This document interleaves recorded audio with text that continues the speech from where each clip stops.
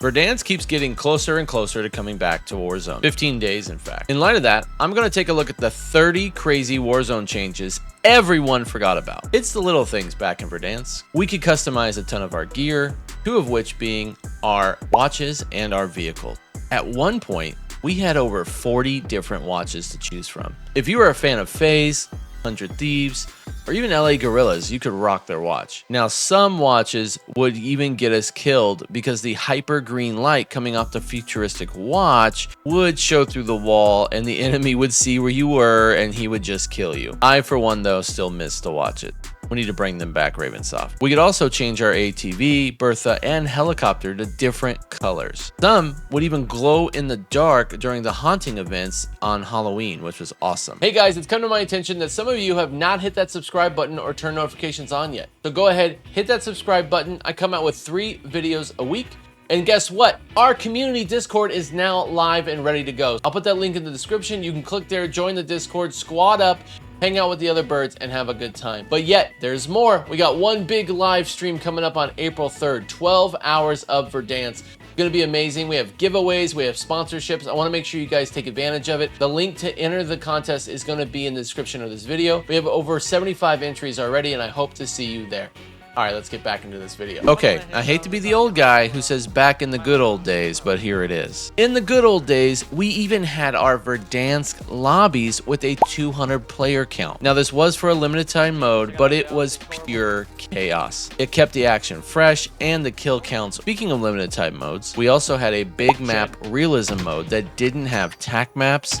There was nothing on your screen. It was just the gun that you found in the ground loot. There was no loadouts at all. For the Battle Royale purists out there, this scratched this itch. Man, I actually miss this limited time mode. Who remembers starting every match with a pistol and being able to shoot your enemies out of the sky? This was a fun way to start a match and a new twist because Fortnite was not offering this. But it did make a few people in the community angry. This was pulled from Warzone and they did end up going to the Fortnite model, which was not giving you a gun until you landed, but it was sure fun to have and made fun for a few clips. We also had a time where you could get a Juggernaut suit and walk around the map killing you. It was a very, very rare kill streak that you have to do a combination of things to unlock, but if you knew how to do that and where it was, this thing could destroy people. Speaking of destroying people, man, I miss the C4 meta. The range on that C4 was insane and a lot of fun. I actually met some friends by them dropping C4 on me from the top of Nakatomi Plaza as I was driving by. They were actually streaming, so I hopped into their stream and now we still play today. As with other things inside Warzone, this was nerfed and then buffed and then nerfed, and now pretty much nobody uses it today. We can't have this list without talking about Dead Silence and Stopping Power. These two were actually crazy to have inside of a Battle Royale because put into context of today, Dead Silence, if you're not familiar, is like having the ninja perk on in multiplayer. You cannot hear enemy footsteps for about 90 seconds. And you would guess it, you would die all the time from it. This was eventually pulled from the game entirely, but it took over 18 months to get removed. Stopping Power, on the other hand, was super overpowered because you would pick up a box that looked just like a plate box today, but it would be ammo and it would give you extra damage for your gun, effectively making you invincible to any gunfight you were in right after reloading with. This was removed from the game, but it was rebranded for a brief stint in Warzone 2 as anti-armor rounds, which was also pulled from the game based on community feedback. Who remembers satellite dishes crashing to the ground in Verdansk and giving you high-tier loot and loadout markers? There would eventually be 10 of them scattered throughout the map that played into the destruction of Verdansk's storyline, but it was a sure fun way to get your loadout quickly. I can't believe we had supply choppers flying in constantly on Verdansk, bringing us a ton of loot and forcing engagements. It was a great idea, but for some reason it was later scrapped. Nobody was told in the community. How about exploding canisters on Caldera?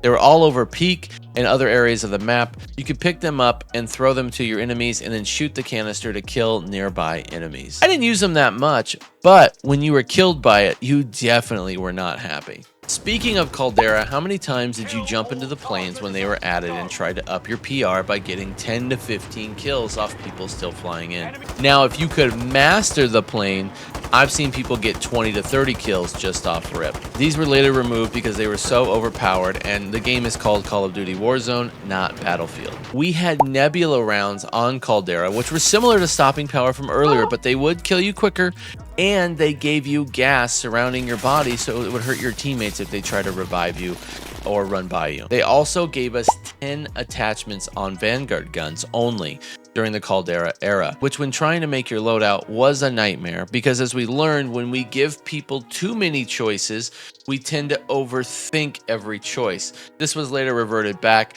to 5 choices, down from 10. Then it was decided if we can't ban enough cheaters, we would just come out with our own perk, and we called it the Combat Scout perk. Now, with this perk, if you've never seen it, it's similar to Tracker, but way overpowered. If somebody shot you with their gun, you could see the whole body cut out in the building of where they were, effectively giving everybody their own personal wall hacks. We were then introduced to black market contracts and black market buy stations on Fortune's Keep. I do miss that map. At these buy stations, you could buy high-end goodies like Foresight, Specialist, redacted weapons, and this was every match. Then they even added in redeploy tokens on maps, so if you died, you would automatically come back and not have to go to Gulag. Decision making had to be at an all-time low with these next changes. Warzone 2 brought us a new looting system with backpacks that's small, medium, and large. And guess what? You could carry 3 guns. This backpack system led to a lot of problems, as you could also carry 6 precision airstrikes, 10 smoke grenades, and then you had to figure out which ammo you were going to store based on the weapon you were carrying. It just added in a lot of extra thinking that wasn't needed to a BR. This was later reverted back to Warzone 1 looting system, and I think everybody is super happy about that. At the launch of Warzone 2, there was no team-specific loadout drops on Al Mazrah. They were all community loadout drops, so people would just camp them and kill you. This added a completely new playstyle to the game that wasn't needed. The only other way you could get your loadout in Warzone 2 was from strongholds and black sites, and they were protected by AI and juggernauts. Yes, AI on the map and juggernauts. That's how far we've come, guys. With juggernauts at black sites, if you would kill them, you would get a giant UAV covering 1/3 of the map and an advanced UAV. Now, this gives you a huge advantage over the rest of the field, and it was later taken away because it was just not useful in a BR. Speaking of UAVs, there was a time where you could only buy 1 UAV at a buy station. It was limited. It was not unlimited like it is today. This change was so erratic and so out of left field, and it caused a huge community uproar that it was changed back pretty quickly. We also had a 2v2 gulag for a while with a jailer.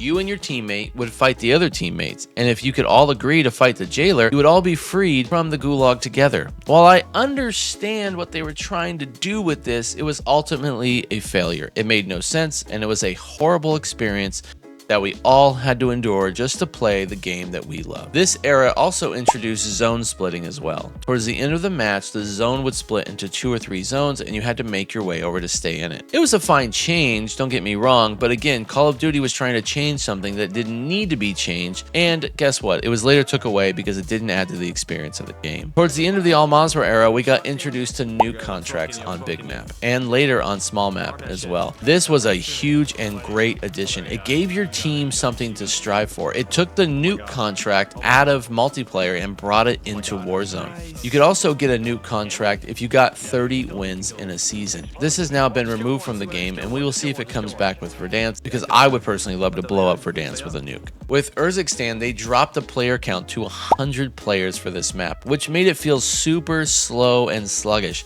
You would spend most of your time looting and not fighting anyone until the end circle. It really had a Plunder vibe, since Plunder was also pulled at this time, and that is not how anybody wanted to play a BR. Ravensoft finally gave in and gave us back 120 player lobbies, and then in the last 2 weeks, they actually brought back 150 player lobbies to prep for the launch of Verdansk. But yes, There was a time where we only had 100 players on Big Map. The addition of a nighttime gulag was added to the rotation of gulags, alongside go again gulags and locked and loaded gulags, but it was super rare and was later removed from the game entirely for no apparent reason. I never experienced one. With Urzikstan, we had to endure water fights. Now hear me, there was a time you were not given a pistol automatically in the water, and the only way you could fight in the water was by having your loadout have a pistol. You could not use any other gun in the water. Now, this was later changed to the system you see today, which is every operator is given a pistol as soon as they hit the water. And hey guys, if you want to watch more videos from me, click or touch the screen now and watch this video on how to get more wins with even having a bad KD. All right guys, I'll catch you in the next one. Thanks.